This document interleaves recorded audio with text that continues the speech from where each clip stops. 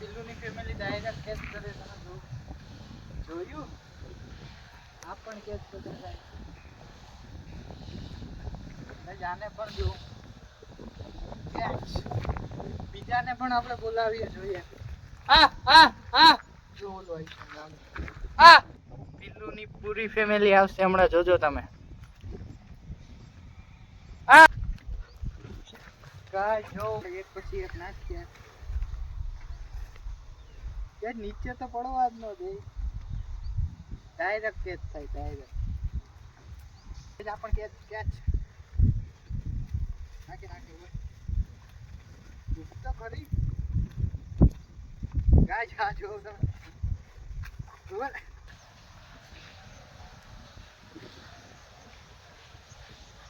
તમારા વાડીના પિતરાઓને નાખજો જેમ કે આ ચેક કરો